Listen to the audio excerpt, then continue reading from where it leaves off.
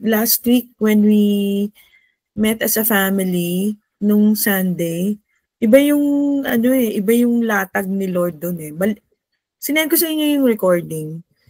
Pakinggan nyo yun. Ang ganda actually. Actually maganda naman yung Sabado. Pero parang may extra oomph nung nung Ma'am, yun yung Sunday. pinakinggan ko nung may sakit ako nung sa Yun ang Diba pinakinggan ko yung Sunday. Oo. Oo, kasi tonight, the Lord, I will attempt, because it's the Lord's heart for us to have a change of mind, have a metanoia about certain things. Parang there are things that needs to be done away with, especially in our thinking, especially in the way we speak. That if we are to live the resurrection life, because whether you believe it or not, di ba? Actually, it's already done. It's not anymore nga a promise eh. It's not anymore a promise. It is done. It is for us to be awakened to the truth and get it. Kasi if you are sleeping, then di ba, hindi mo siya makukuha. If your eyes are not open, and then if your ears are not listening really intently and understanding what the Lord is telling you, that you are healed already. The resurrection life is in you because I am in you. The Lord Himself is in you.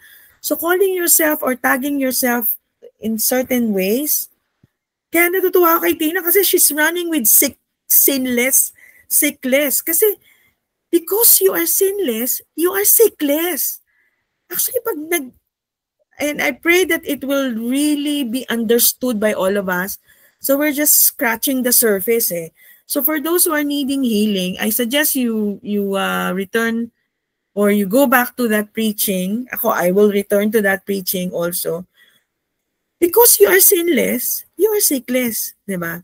And besides, the one who made you sinless is in you. Okay, yun ang intro. Pero sabi ko kay Ella, he restores my soul. Kasi part yun nung karugtong siya nung he leads me beside quiet waters. He restores my soul. Praise the Lord. Father God, we thank you that you so love us. That Father God, you orchestrated everything for us, Lord, to be married to your Son. And therefore married to the one who is raised from the dead.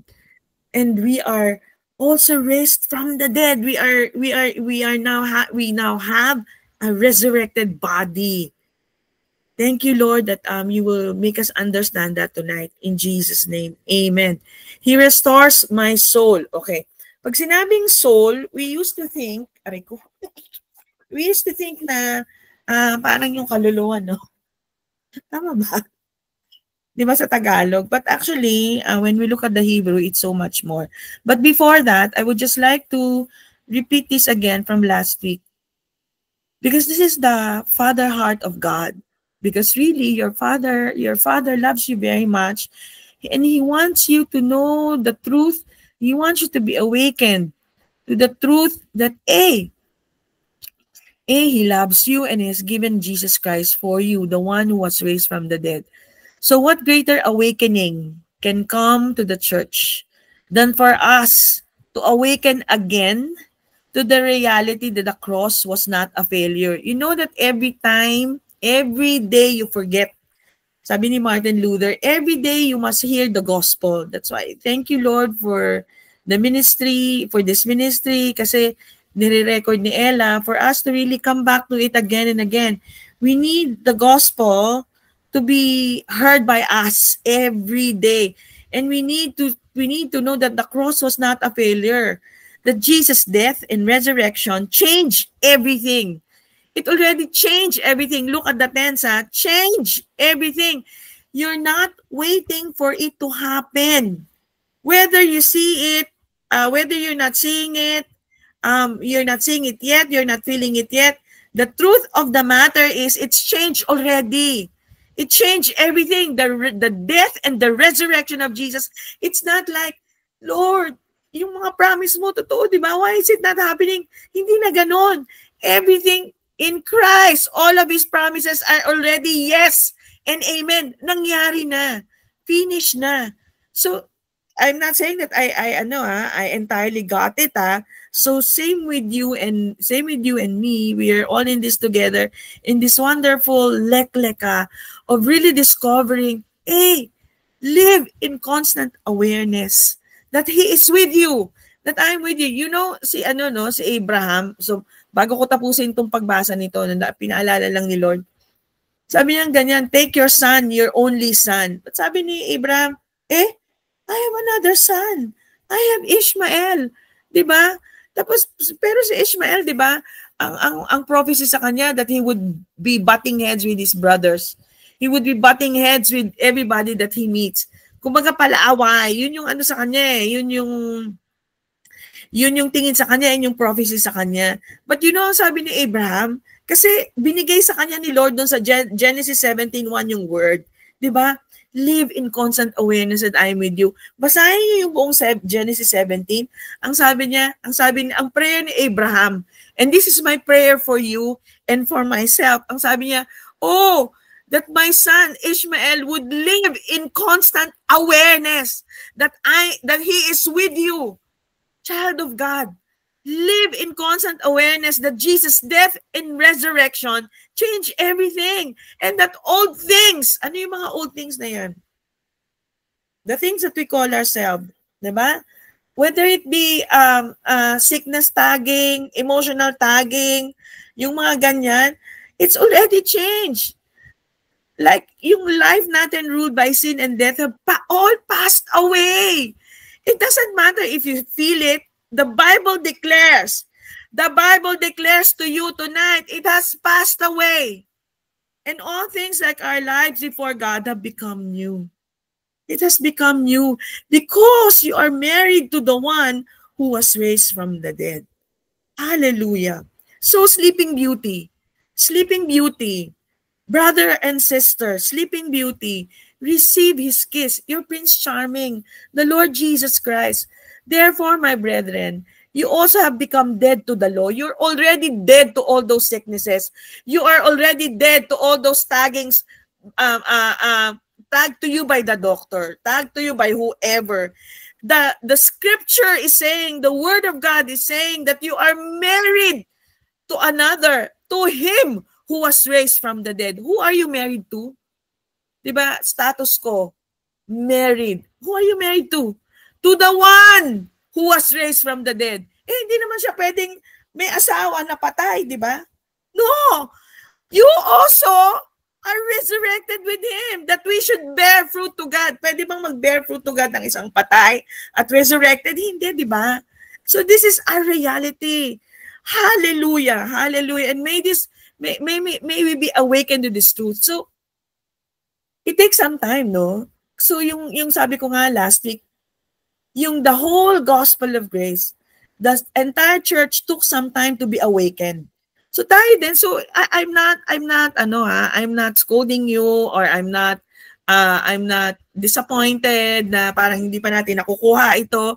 But you know, I'm just saying to you na there's like levels of awakening. It's sometimes it takes longer for others, but my prayer is, Lord, for you and me, Lord, awaken me to this truth that I am married to the one who was raised from the dead. Yan ang prayer ko sa iyo. Yan ang prayer ko sa sarili ko. Hallelujah. Kasi just like you, kanina, naglinis ako ng buong garden ko. Ang laki ng garden ko. Kasi may 2 sections dun na, na talagang yung makikita ko siya, parang gusto kong tumakbo. Ganyan. So in short, napagod ako. Parang ang hirap tumayo. Anyway, sabi ko, Lord, you will refresh me today. Diba? You restore my soul. Hallelujah. And this is eternal life. The thing that we are doing, this is eternal life. Eternal life, actually, yung life, diba? He restores my soul. Yung soul doon, later you will see, is actually eternal life. Zoe life, that they may know you. How do we experience eternal life? When we know the one the one we are married to, the one who was raised from the dead, and Jesus Christ whom thou hast sent. Hallelujah. So ito ang will ni Lord sa atin. Kasi nung last Sunday, ito yung pinace ko, yung ending ko. You know that the Lord wants you and me to really experience this. And they live happily ever after. Meron ba namang nagli-live happily ever after ng may sakit? Hindi, di ba? No, the Lord wants you and me, this picture. And they live happily ever after. You and the Lord. This is the heart of your Father for you and me. Hallelujah. So parang parang for what that He gave His Son to you and me? For you to suffer? No! No, 1,000 times no. We should reject it. Hallelujah. So let's go to Psalms 23 verse 2 and 3. So recap lang He leads me beside still waters. Sabi natin, yung still waters diyan, 'di ba? Still waters diyan is yung memenukot. He leads me to waters of rest. He leads me to Himself. So meron akong papakita sa inyo. Anong nakikita niyo diyan? So pag hindi niyo nakita, close your eyes, then barely open them. Kita niyo na? Sino nakita niyo? Ella, ikaw, sino nakita mo? Face of Jesus. Oh, di ba? So, di ba may tatlong girls din, tapos may face si Jesus? May tatlong girls, pero when you close your eyes and then barely open, si Jesus talaga yung pinakamalaki. You see the Lord. So, what am I saying? What am I saying here? Okay, you see your symptoms, you see whatever, whatever. Okay, it's just a matter of simply shifting your focus. Pivot, in other words, di ba? Pivot to the truth of Romans 4:7. Hallelujah. So just like the woman at the well, parang ito yung pag iniisip-isip ko to for the last how many days, no? You know na ang layo talaga ng binahe ni Lord by foot dyan, just to meet you and me at the well. Kasi you and I represent the woman at the well. She's so very tired of her life. She's so very tired of being ostracized. Pinagchichismisan siya, etc., etc. So, kung ikaw nakakaranas ka ng chismis, biblical yan. Diba? Biblical yan. You know that the Lord hears all of this. And he takes the time. He takes the effort to really come to you. Ganyan yung itsura niya. And ang sabi nga natin, naaral natin last week, no? Actually, He leads me to still waters is actually, He leads me to the one who makes a sacrificial gift, which will bring eternal peace. He always leads us to Himself. Because eternal life, all our problems, all our weariness, all our exhaustion will be wiped away, and we will be refreshed when we are led to Himself and when we see Him.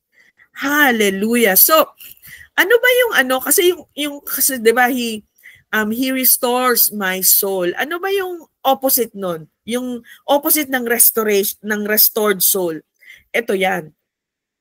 Sabi nga nun sa Jeremiah 31:25, I will satisfy the weary soul. You know that the enemy is already defeated. Finish na nga di ba? So let's not give, attention to him. Yung focus natin talaga kay Lord talaga. So it's not even, it's very funny when we give attention to him na, I'm being attacked by the enemy. Talo na siya, no? All he can do is actually weary you. Parang war of attrition yan eh. So, what to do? Pero, bago yan. So, yung Hebrew ng weary is ayep, exhausted. So the word ayep is used to describe a state of physical. So yan, yung mga symptoms ka. Or emotional exhaustion. Yan, medyo broken-hearted or whatever.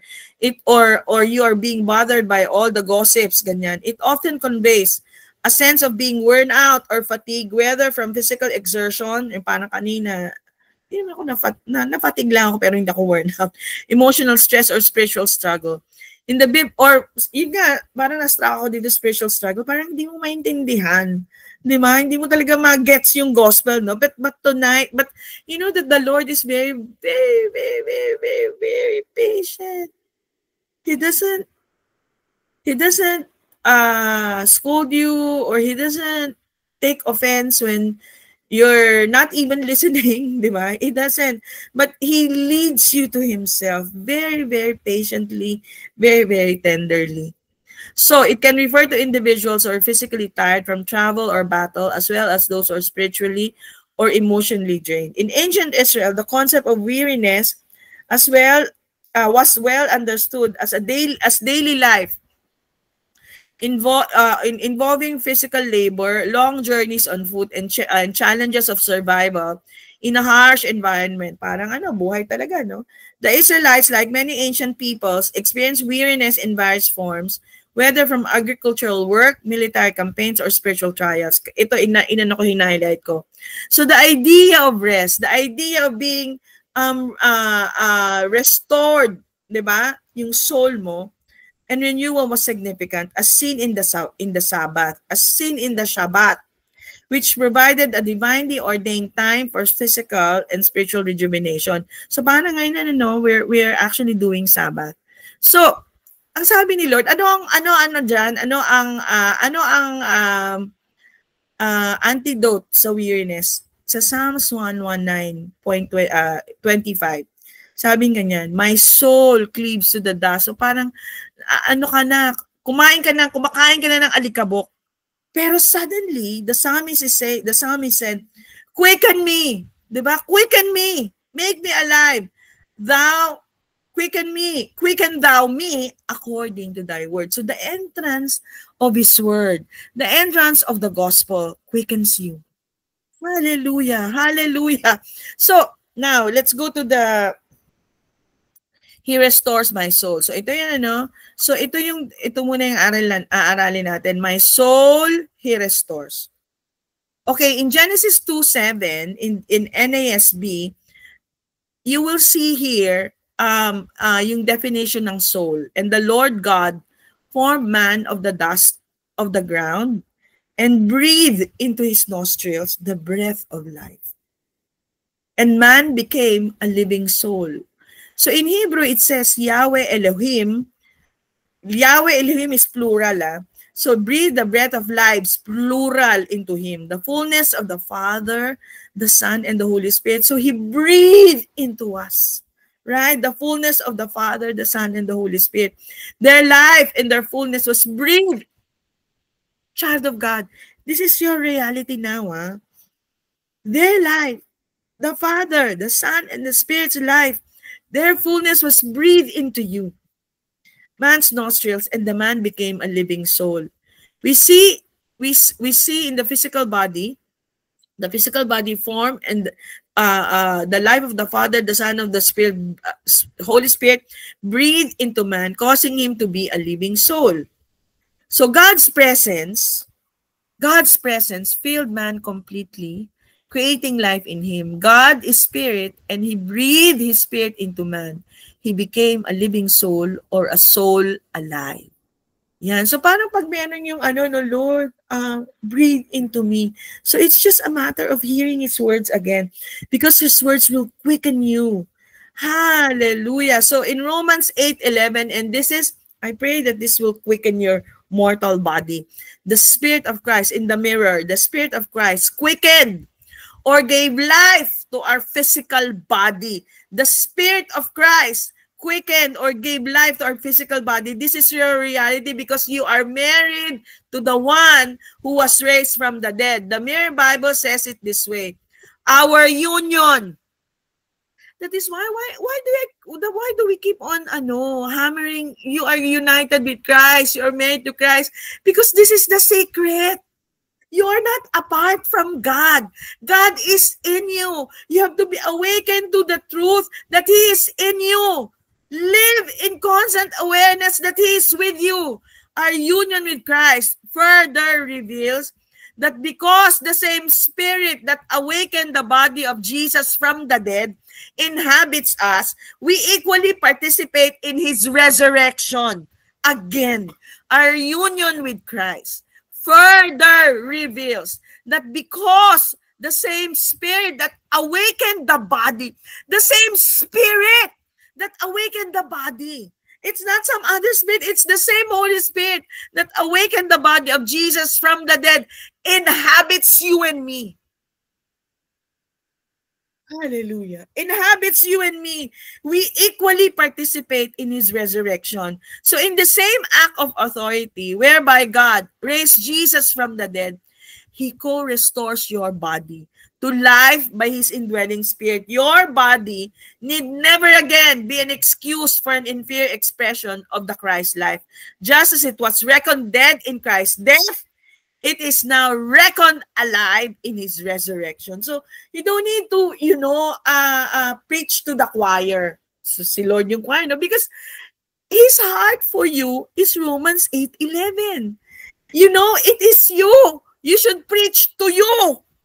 Hallelujah. Our union with Christ. You have to repeat this over and over again. Kung meron ka man ngayon, snapshot, ito yun. Hallelujah. So, our body was co-restored with his. So these are facts, no? Ulitin lang natin yung mga nakuha natin. Our body was co-restored with his. Ba't may nararamdaman pa rin ako? Our body was co-restored with this. So you have to simply shift your focus. Diba? Shift your focus. What is true of his physical body is equally true of ours. It is a fully glorified body. So parang, yung glorified body sa langit ko ma-achieve. No! Scripture is saying, right, the same Spirit who raised Jesus from the dead lives in you. He's the resurrected one. So in Luke 5, the story of Jesus healing a leper by stretching out his hand and touching him. Listen to this. The word touch is haptomai, meaning a touch that alters, changes, or modifies someone. When Jesus touched the leper, his body was altered and transformed. When Jesus touched the leper, his body was altered and transformed. He was made completely healed and completely whole. How much more is this true in us as a new creation? He didn't just touch us, we are joined to him. He didn't just touch us. We are joined to him as his Zoe life. As his Zoe life, his resurrection life flows through our entire being. It alters and transforms every part of us. It alters and transforms every part of us. You really have to read this over and over and over and over again until you are convinced. Hallelujah. Because it is finished. In 1 Thessalonians 5:23, it says, and the God of peace. So, kanina, diba, he restores our soul. How does God restore your soul? By the preaching of the word. Diba? Your soul is quickened by the entrance of his word. 1 Thessalonians 5:23, it says, and the God of peace, wholeness, himself, no help from us. Sanctify you complete, absolutely perfect, whole, unbroken. Then it says in the last part of the verse, entirely complete or whole in every part. Whole in every part, where? In your spirit, soul, and body, may be preserved, blameless, faultless, free from defect in the coming of our Lord Jesus Christ. So nothing in these verses indicate a future tense. Diba? It's already yours. Sleeping Beauty, awaken to the truth that you are whole, that you are complete. The word sanctified is aorist optative. Anong ibig sabihin? Aorist refers to something that has already happened but doesn't focus on time.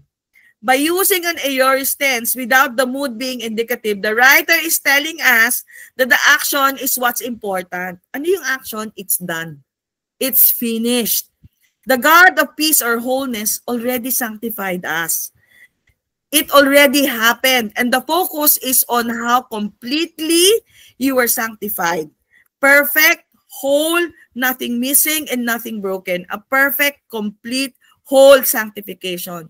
Sanctification was our being made full and complete in every part, spirit, soul, and body. So the word preserve, you are preserved. You are restored. In other words, no, is tereo. Tereo, meaning to be kept intact and is also an aorist optative just like sanctified. Kung meron man akong kung ako man ay gagawa ng shoes, tatawagin kong tereo. Ganyan. 'Di ba? Preserve. Okay, telling us that it's a past tense action, but again, we aren't to focus on the time, but instead on the fact that we were preserved, kept intact, guarded, watched over, and protected, blameless, free from defect, free from fault, and above reproach. Hallelujah. So, how was our entire being, every part of us, spirit, soul, and body, kept free from defect, remain intact, protected, and blameless? How? It says, at the coming of our Lord Jesus Christ. So, at the coming, dadating pa lang, no. Di ba nangyari na? It's not, but that isn't what it says in the original Greek. Ang ibig sabihin niyan, it means in or en, the parusha, the personal presence of the Lord. Kaya nga sabi ni Abraham, live in constant awareness that He is with you. Yun ang secret. We were, past tense, finished tense, sanctified and preserved and blameless in Him. You cannot get any more personal than oneness. His presence is in us, as us. So the phrase at the coming causes us to look towards a future event, namely the second coming of the Lord. Kasi yung English, ganun, ano? But when you look at the Greek, it's actually in His personal presence speaks of union, Him in us, and us in Him, meaning one.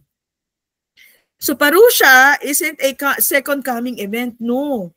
It speaks of our union, our residence, our intimate connection, our oneness with Him.